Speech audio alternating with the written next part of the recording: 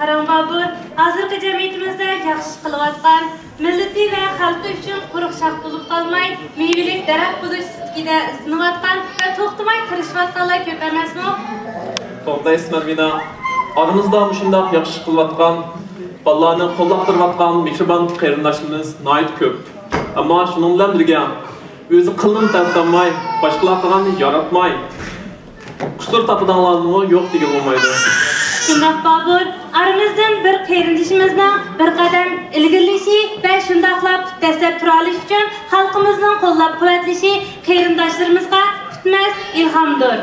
Tuanda uzunlarga milliy çalgı asrorlarimiz bilan o'nlangan xalq naqshlari. Qani saklanmalar.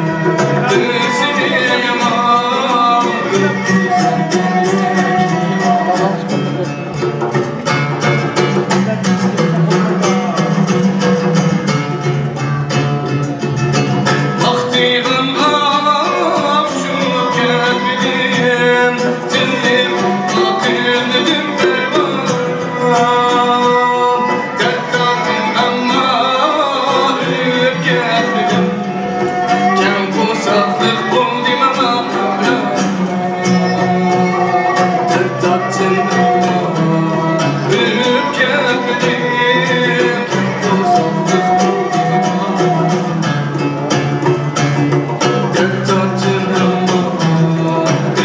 gelip